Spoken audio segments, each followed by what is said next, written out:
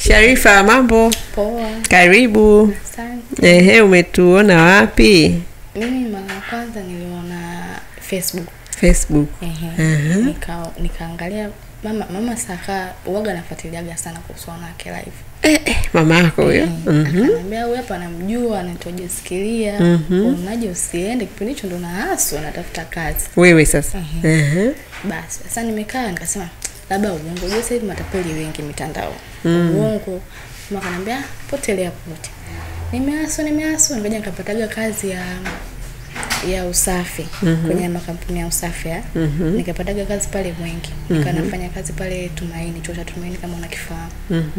Mambo ya usafi nimefanya miezi 6. Sasa nimefanya naona kwanza nalipa mshahara ni 110,000.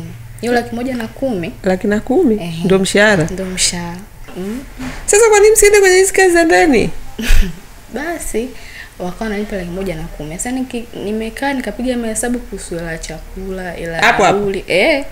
Hela chakula unajitegemea na nauli unajitegemea. Kwenye hiyo 110,000. Kwenye hiyo 110,000. Sasa nikuta ni hela yote inaishia njiani, inaishia kula. Kwanza inatosha au inabidi utafute namna tena utafanyaje unakaa nyumbani hauna kazi? Hela ndugu sana jamani. Basi nikaa nimefanya pale. Kabla hapo nilikuwa nafanyaga kazi za ndani, nilikaa kama miaka 3. Kazi za ndani. Mshahara ulikuwa unalipwa shilingi ngapi? Mshahara nilikuwa nalipa 100,000. 100,000. Sasa kwa nini ukatoka huko ukaenda kufanya kazi ya 110,000 una nauli kula? Kwa sababu yule boss wa kiume alikuwa anakusumbua. Sisi nilikuwa nimekaa pale sana, sasa sisi mazoea yamezidi. Akawa anakutaka. Muda mwingine ananiambia socks zangu sizioni socks. Niende tena chumbani nikamtafutie socks. Afa ananivizia. Alikuwa hana mke.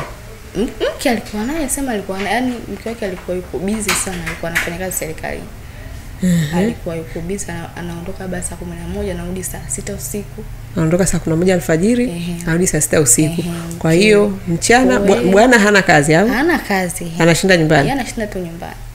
Muda mwingine labda katoka zake huko kwenye kilabu chake huaga anakaga kucheza zile draft. Anarudi ananiambia anacheza draft. Yaani mke wake anafanya kazi. Anatoka asubuhi alfajiri. Anarudi saa 6 za usiku. Ametoka kazini. Mwanamke. Mwanaume ana kazi ya kwenda kushinda kwenye draft. Akitoka labda aende kaangalia mpira. Ana kazi ya kwenda kuangalia mpira. Ana kazi ya kwenda kushinda kwenye draft. Yaani hana kazi maalum. Yaani ndio hizo tu issue zake. Hana hata kazi yote ambayo namuingizia gari. Ni mume. Anaitwa mume. Mume au jamani tutafute jina lingine. Mume. No. Kwani nasema ukweli, mume sio huyo.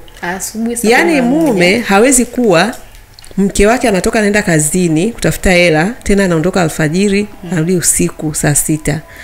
Mwanaume unatoka unaenda kucheza bao, unaenda kucheza draft, unaenda kuangalia mpira.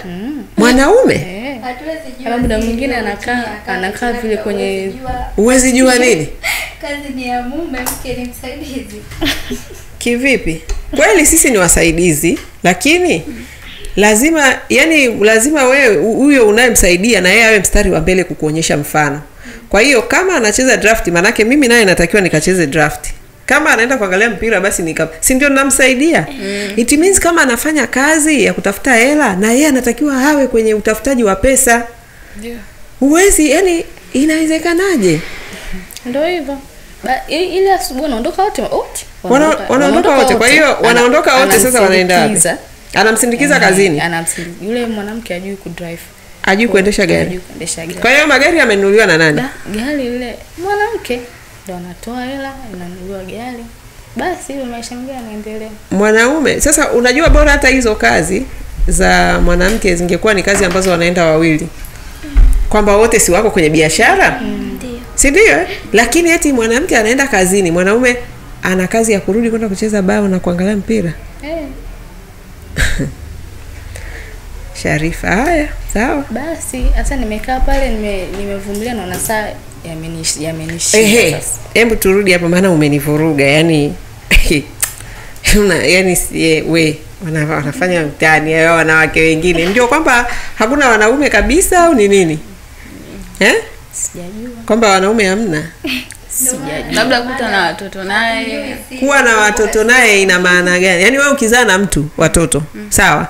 Wewe unaenda kufanya kazi za kutafuta hela. Yeye anaenda kucheza bao na kuangalia mpira. Wewe hapo nakuuliza ana. Utaendelea kukaa na wewe mwanaume kwa sababu umezaa naye? Hapana. Labda mmeishi muda mrefu. Hata kama mmeishi muda mrefu, yani kwamba wewe ndio ubaki unatafuta hela, yeye akacheze bao, akacheze bao akaangalia mpira. I make sense. Alafu anataka kuheshimiwa. Humo ndani anataka yeye ndio aitwe kichwa cha familia. Yeye ndio kichwa cha familia. Kichwa cha familia kipi? Kichwa gani? Unajua kuna vitu Mungu ametuwekea, alafu sisi binadamu watu tunapenda kama kumrekebisha Mungu Kwa sababu Mungu alimweka mwanaume kwenye bustani. Yeye ndio wa kwanza. Kwa nini mwanamke hakuwekwa wa kwanza kwenye bustani? Manake Mungu alitaka huyu mwanaume ndio aonyeshe mfano katika utafutaji wa maendeleo ya familia. Aonyeshe mfano. Ni bora uniambie huyu mwanaume kazi yake haimuingizie hela nyingi sana, lakini mke wake ana kazi inayomuingizia hela nyingi. Hiyo ni kitu kingine. Kwamba angalau huyu baba anapambana, anafanya kazi, anafanya wajibu wake. Swala la kulipwa mshahara, yani swala la kuzidiwa mshahara na mke wake, hicho ni kitu kingine, lakini yeye kama baba anapambana. Anafanya kazi. Sijui tunaelewana, lakini eti hafanyi kabisa. Yani amebweteka kwa sababu mke wake eti yuko serikalini anapata hela nzuri, anapata hela, si ndio? Yani li mwanaume kama hilo, yani hilo Yesu na Maria. Hakuna mume hapo. Hakuna. Si mnanisikia? Usikubali hata siku moja. Yani ukishakuwa na mwanaume ambaye wewe ndio unafanya kazi, yeye hafanyi kazi, unafundisha nini watoto? Alafu Mungu ni mjinga alivyomweka yeye kwenye bustani ya Eden. Mungu ni mjinga alivyomuumba yeye wa kwanza. It means yeye ndio anatakiwa kuwa mfano kwa familia. Mfano kwako wewe mke wake na kwa watoto wenu, kwamba yeye ndio anafanya kazi, yeye ndio anahakikisha kila kitu katika familia, yuko in charge. Wewe ndio unamsaidia. Sasa yanaachaga hivyo, wanaacha wanawake ndio wanakuwa in charge, si ndio? Yenyewe anarudi huko kama vilema. Haya, na bado hapo linataka lipikiwe. Si ndio? Maana wengine uaga ndio unakuta angalau labda mke wake anahangaika anafanya kazi, yeye anakuaga anafanya yale majukumu mengine ya nyumbani. Yaani angalau anasaidia baadhi ya vitu, anaonekana anafanya kitu. Lakini mwanaume ambaye ni sijui. Haya.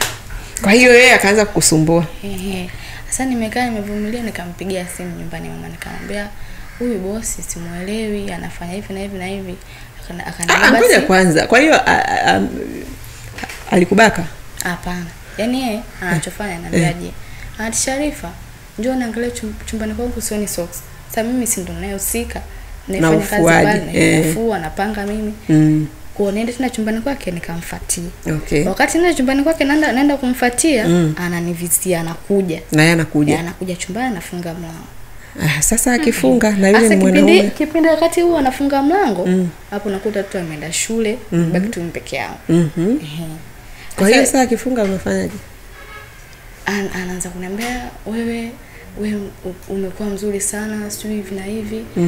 Mimi nataka nikuoe alafu nikujengee nyumba. Nikakujengea nini? Nenda nikakujengee huko mbali. Kujengea. Mbona nimecheka? Nikakujengea huko mbali, ukae huko mbali, tutakuwa tunaonana labda miezi baada ya miezi. Sasa mimi namwambia mimi sitaki mambo hayo. Mimi nakuja hapa kufanya kazi zangu. Basi. Usifanye hivyo, sio nini. Sasa nikiwa nakataa, anakuwa kama na kisirani fulani hivi. Kama kitu labda hujafanya vizuri anakufokea. Wewe kwa nini hujafanya hivi? Kwa hiyo sasa ukikataa, yani kwamba sasa yeye amefunga mlango, nataka kujua hiyo chumbani amefunga mlango. Sasa akifunga mlango chumbani anakushika kwa nguvu au inakuwaje? Yani anabana ni stoki. Ni stoki nikae mule. Yani kwa sale mazungumzo. Anapokubembeleza wewe unayasikiliza yale maneno yake, anakubembeleza nayo na unayaelewa leo unayapokeaje, unaforce kutoka, yani unapambana vipi? Yani mimi napambana kutoka nje. Napambana kutoka. Kwa hiyo hakugusi. Yani yeye hakulazimishi, hakushiki kwa nguvu. Yani anishiki kwa nguvu. Yeye ananibembeleza kama yani kama kunibembeleza fulani. Wewe unajua sio hivi na hivi. Nitakujengea. Wewe na mkeo, sio uko tulie na mkeo. Mimi nimekuja tu hapa kufanya kazi basi. Sasa yani hivyo ikae inaenda. Sasa na wewe ukishaona mtu ambaye anaanza kukutongoza yani ulipataje nguvu za kuendelea kubaki? Maana sasa hupati wasiwasi kwamba mke wake anaondoka, watoto wanaenda shule, kwa hiyo huyu mtu si atakuja kunibaka au? Mimi kwanza nilikuwa nasema vyovyote kwa sababu analipa pesa yangu. Mwisho mwezi ukifika analipa pesa yangu basi. Sasa muda mwingine unakuta najua gari lake ile hapa naingia chumbani najifungia natulia kama nimelala. Huyo mwanaume sasa akija anafungua mlango anaingia. Kwa hiyo geti anafungulia nani? Geti zilikuwa nyumba za apartment. Kwa hiyo hamna. Kwa hiyo ni nyingi. Ni nyingi. Okay. Basi anaingia anafungua, ataita Sharifa. Akisikia kimya anajua nimelala. Basi ataingia chumbani kwake atafanya kilichomleta. Akiona kimya anaondoka, anaenda kutafuta zile kijiwe kilipo, anakaa, anaendelea. Ikifika usiku anafuata mkewe, wanarudi wote nyumbani. Sasa nimekaa mama akaniambia wewe rudi, basi nimekaa nikaambia mimi narudi, naacha kazi. Wakasema kwa nini, mbona ghafla sijui nini? Nikamwambia hamna, nimepata sehemu nyingine. Kumbe sijapata sehemu nyingine wala nini. Basi nikarudi. Kurudi sasa nimekaa na hasa natafuta kazi huku na kule, ngoja nikapata hiyo ya usafi. Ya usafi nao nimepata, nikaa nafanya hivyo nafanya hivyo shida nilifanya kama miezi 6 hivi. Asa mama ndo akaniambia mbona naonaga au wanasema wanatafuta dada wafanya kazi waonaniliu uko wanawake center. Nikasema wadada center. Wadada center. Nikasema sijajua kwa sababu sasa hivi kwenye mtandao mambo mengi. Unaweza ikaa matapeli. Basi sasa nimekaa nimeendelea kufanya zile kazi, nikapata kazi nyingine ya ndani. Nikaa nalipwa 70,000 kwa mwezi. Ni kwa Mchaga fulani hivi. Nimefanya ile kazi mwezi wa kwanza akalipa mshahara wangu. Mwezi wa pili akunilipa. Mwezi wa tatu akunilipa. Wa 4 yani zikaza zinafululiza anilipi. Alafu ananyamaza kimya akwambii. Sasa nimekaa mama akaniambia sababu unakaa tena unafanya nini mtoto akulipe pesa yako? Bora tu urudi. Nikamwambia basi ngoja akaniambia hivi ukirudi uende tu pale kwa dada center ukaangalie ukajaribu uenda utapata. Nikamwambia basi ngoja nimwambie niache kazi ili niende pale kwa dada center. Basi nikamwambia yule boss naacha kazi. Akashtuka, "Kwa nini unaacha kazi?" Nikamwambia mimi naacha kazi nimepata tatizo nyumbani. Kwa hiyo naomba unaendelee pesa yangu nzima. Hicho sasa ndio kindokaa kipengele. Subiri nikutafutie tena. Yani aniandalie na maana alikuwa hana hata mpango wote wa kunipa sijajua. Basi nikakaa siku ya kwanza, ya pili, ya tatu, ya 4 akaniambia pesa yako tayari nishaiandaa hapa. Akakupa. Akanipa. Pesa yangu yote. Nikamwambia asante, akanipa, nikaondoka zangu. Kuondoka ndo nimekaa, mama akasema namba hizi hapa za dada center kwa nini usiende ukajiunge? Nikamwambia ngoja nijaribu bahati yangu, huenda nitapata. Basi nikampigia yule dada akanielekeza, njoo sehemu fulani, njoo Tegeta Nyuki panda hivi. Basi ndo nikafika, nashukuru Mungu nikapokelewa vizuri mpaka sasa hivi niko hapa. Wow. Sharifa karibu. Asante. Karibu sana kwenye video yako bwana. Kuna mambo ya kujifunza hapo. Yani kwanza nimependa sana mama ndio amekuelekeza hapa. Na mama ananiamini kwa sababu amenifuatilia kwa miaka mingi Wanawake Live. Kwa hiyo kwa mtu ambaye amenifuatilia anajua kazi ninayoifanya ni kazi ya kimungu kabisa. Kwa sababu kwa miaka mingi kwanza nimekuwa ni mtetezi wa wanawake. Wanawake wengi wanapigwa, wanaumia kwenye ndoa zao, wananyanyasika sana kwenye ndoa, wanapitia maukatili, na hizo ndio program ambazo nafikiri wamama wengi ziliwafanya wanifuatilie sana. Kwa hiyo baada ya kutoka kule nikaona kwamba hawa wananyanyasika kwa sababu ya umaskini. Ndio nikaja na hii program ya kuwasaidia wapate pa kuanzia mapema na na focus sana sasa na kundi la wadada zaidi kwa sababu ndio bado hawajapoteza muda mwingi, wanaweza wakaanza kujijenga, wanaweza kuanza kutengeneza mitaji mapema. Lakini pia nilichopenda ni kwamba yani brand yangu ya Wanawake Live na sasa hivi Wadada Center yani sio hata nani kaelekezwa na kaka wewe, yani ndugu, yani wewe ni mama, huyu ni kaka. Yani kwangu mimi ni kitu kikubwa sana kwamba siokoti wadada barabarani. Yani tunavyoonyesha dunia tunafanya nini. Na kila kitu kiko wazi, ndio maana tunafanya vipindi. Watu waweze kuona kazi yetu tunayoifanya. Tungekuwa ni watu matapeli, kona nyingi, uhuni, sidhani kama tungekuwa hata na ujasiri wa kurekodi, wa kuongea. Lakini kwa kuwa tunaweka wazi, tunarekodi, tunashare na dunia, inaona, wazazi wanafuatilia, wanaona kwa kweli hili jambo linatija kwa watoto wetu, ndugu zenu, kaka zenu, dada zenu wanaona, wamekuwa ni mabalozi kwangu mimi. Hilo la kwanza namshukuru Mungu sana, na ninaamini ni kwa sababu ni jambo la kimungu, ndio maana Mungu anafanya linakuwa hivyo. Kwa sababu sio mimi kwa kweli, siwajui ndugu zenu, simjui mama yako, simjui kaka yako, lakini wao wamewaambia kuhusu mimi na wamewaelekeza hapa. Kwa hiyo kwa hilo namshukuru Mungu, na nasema tu kwamba yani hii ni kwa utukufu wa jina lake, sio kwa sifa zangu. Yani hizo sifa, maua sio ya kwangu, ni ya Mungu. Yeah. Lakini story nyingine ningependa kwa kweli, yani wadada msijiweke kwenye riski. Huyo baba huyo mliokuwa mnamfanyia kazi, kuna wasichana wanakutana na wanaume wa hivyo, usivumilie. Ukishaona sign, kama wewe upendi uendekezi hivyo vitu, ukishaona sign ya mwanaume ambaye hakuheshimu, anakutaka na wewe unajua kabisa hapa sijaja kwa shughuli hizi na sikubali, hichi kitu sikitaki, toa taarifa mapema. Yani au ondoka kwenye hiyo nyumba, tafuta fursa sehemu zingine. Sasa hivi fursa za kazi za nyumbani zimejaa kibao. Usijifunge kwenye nyumba ya mtu, unaendelea kupitia harassment. Inaitwa sexual harassment. Unaitwa ni ukatili wa kingono. Sehemu ambayo mtu atakutongoza. Yani akipata upenyo tu, wewe tena una amani. Hivi utakuwa na amani? Watoto wakienda shule, mkewe akienda kazini, una amani kwenye hiyo nyumba? Unless kama wewe mwenyewe na wewe una tabia hizo, kwamba sasa wakiondoka nyie ndo mnapata uwanja wenu wa kuburudika. Ila nasisitiza kwa mafundisho ya kimungu, hiyo sio burudani. Yani hiyo mnayofanya ni ushenzi na ushetani, na yatawarudia.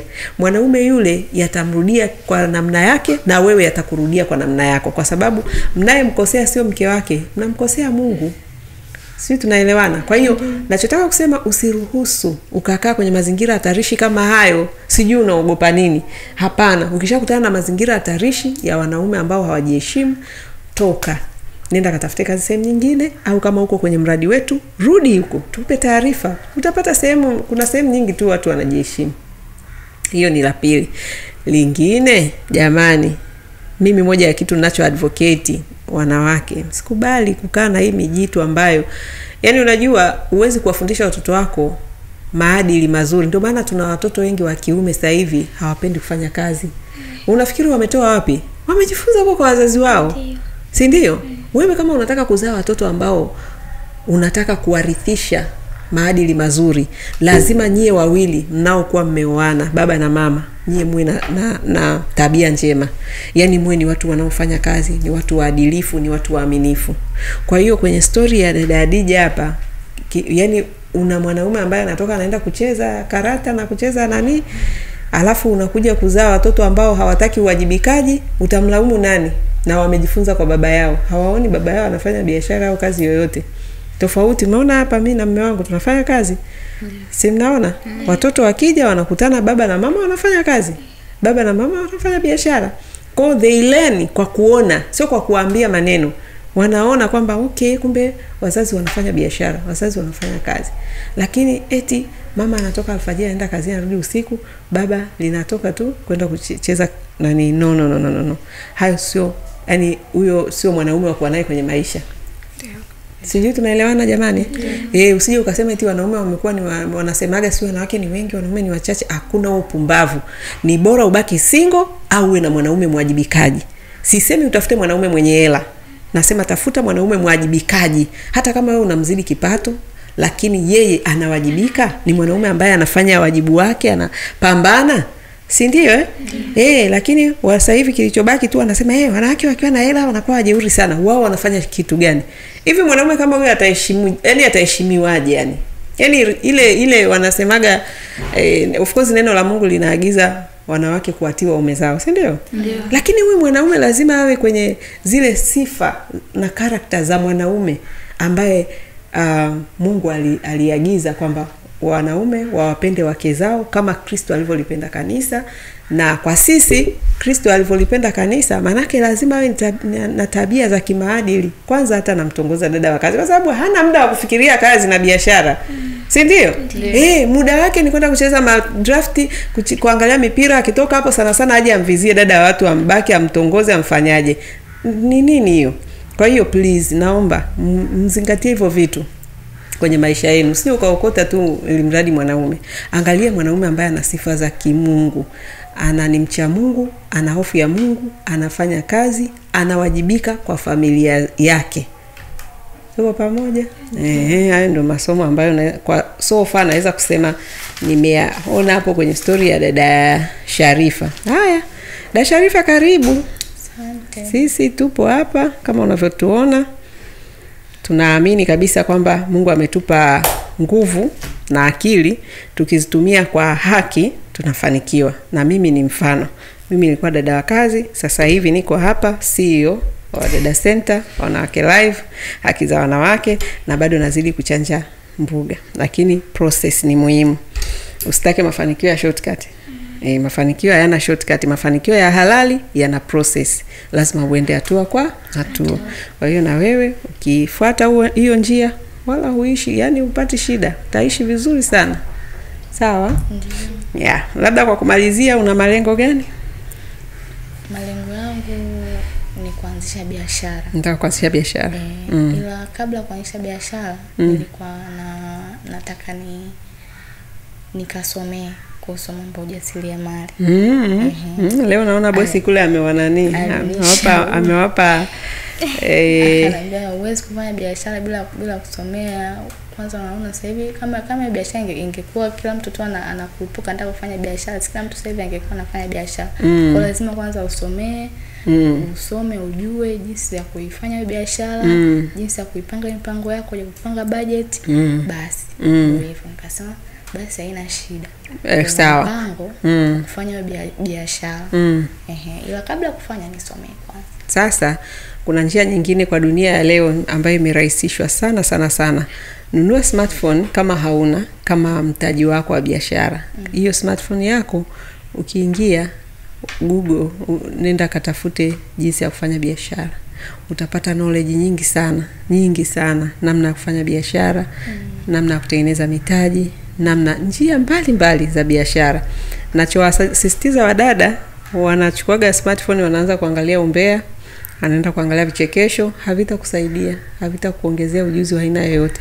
Lakini wapishi, watu wa usafi, biashara, kila kitu kiko kwenye mtandao, unaweza ukajifunza, ukapata basic knowledge. Kwa hiyo hata kama utakuja kuendelea kusoma, utakuwa unaendeleza ujuzi. Nachotaka kusema hapa ni kwamba hakikisha kila siku unapata kitu, unajifunza kitu. Na unaweza kujifunza kwenye mitandao. Si umenipata? Usije ukawa unawaza labda yani kama zamani ilikuwa shule lazima uende ukasome chuo fulani nini. Sasa hivi dunia, yani tuko kwenye dunia ambayo Mungu wangu, yani chochote unachokitaka unaingia tu kwenye mtandao.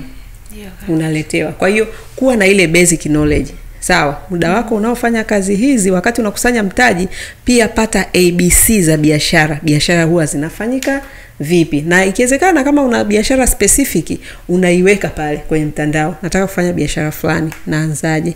Wanakuletea material, unazisoma. By the time unakuja kuanza biashara, unakuwa tayari una vitu unavyovijua. Lakini kingine, usisome tu kwamba nikishasoma sasa ndio naanza biashara. Hizo knowledge ukishazipata, hizo taarifa na maarifa, sasa masomo mengine mpaka uanze ndio unajifunza. Si kama umenielewa? Kuna masomo ya kujifunza ukiwa unafanya. Ndio. Umeelewa? Na hayo ndio masomo yenyewe sasa. Yale ya kujifunza wakati unafanya. Maana yale ya theory kuambiwa inabidi iwe hivi ni muhimu kuwa nayo, lakini ukishaingia yani ndeza ndio unaogelea. ndio umevua nguo za samaki, umeavulia nguo. Hapo sasa ndio utajifunza the real business. Kwa hiyo hata biashara ikiumba, yani ndio masomo yenyewe. Usije ukakimbia ukaacha. Ndio masomo. Yani biashara ndio yenyewe. Hata mtaji ukifa ndio somo lenyewe sasa. Sisi tunaelewana kwa hiyo kuna kujifunza kwa kufanya, na hayo ndio mafunzo mazuri sana. Lakini pia before uanze kuna yale theory. Sasa usije ukasoma sana theory afu ikakuogopesha kwenda kuanza biashara. Hapana. Anza, sawa? Yeah. Haya jamani, karibuni sana. Nimefurahi kuzungumza nanyi. Nawatakia kila laheri, mwende mkapambane. Sawa Maisha ni mapambano. Ukiamua kubaki mtaani nako ni mapambano. Ukiamua kwenda kujipigania huku kwenye kazi nako ni mapambano. Chagua mapambano yako. Utabaki kazini au utarudi mtaani, lakini ujue kote ni mapambano. Haya, tuamini kama yani nimekuona live hivi, yani naongea na wewe. Uamini? Nikuona kwenye TV tu, na kwenye mitandao. Nasema hivi jamani, na mimi yani nilipofika hapa nasema na mimi nipo kwa huyo dada. Lydia. Kwanza dadangu mimi nimempigia simu nikamwambia dada, yani uamini. Yani nimefika kweli. Niko kwa Joyce Kiria. Ongea mdogo wangu. Hivi ni kweli? Nikamwambia ndio. Sasa una simu kubwa tupige picha umtumie. Ndio ipo kule. Ipo basi tutapiga picha umtumie. Mwambie dada picha hiyo hapo. Huyu hapa Joyce Kiria ndio niko kwake wa Dada Center. Karibu. Maisha ndivyo yalivyo. Karibu sana. Nimefurahi jamani kukutana na mtu ambaye ana appreciate pia kukutana na mimi. Ni kitu kizuri. Kwa hiyo na mimi nimefurahi. Niliangalia content zako akasema da yani hapa sitaenda. Kwa hiyo nikaa sana ninaumia nikiziona nazipita. Kwa nini? Sema hebu mpe hiyo nani? Hebu hiyo. Nataka uongee hapo nisikie unachosema. Yani sometimes kwa sababu kuja hapa ilikuwa ni malengo yangu kabisa. Kwa hiyo nikishika simu yangu nikikutana tu na content zako naingia kwenye account yako naangalia. Sasa siku zinaenda toka mwezi wa kwanza wa pili. Sasa hapa nitaenda tena kweli. Kwa hiyo sometimes nikiziona roho inaniuma nazipita. Sitaki tena hata kuangalia. Kwa nini kama nimeharibu mambo. Kwa nini? Nimepoteza muda. Kwa nini? Lakini subira tu, uvumilivu. Naona yani kila kitu inabidi tuvumilie. Yani Mungu anafanya vitu kwa wakati wake. Kabisa. Kwenda kipindi kile ningeharakia kuja, singekuwa baraka, labda ningeenda kazini nikaharibu. Kwa nikasubiri mpaka naona ni wakati. Mungu anaepusha jambo. Nawaambiaga mabosi, ndugu yangu, ukiona umechelewa kupata dada, jua kuna jambo Mungu anaepusha. Siku zote waza positive. Yani usiwaze negative. Waza tu kwamba kuna kitu ambacho yani wakati wa Bwana ndio wakati sahihi. Wakati wa Mungu ndio wakati sahihi. Dada alitaka kuja toka Januari, lakini amekuja Mei, amekuja mwezi wa 5.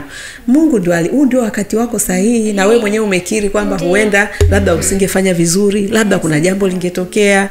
Umeona?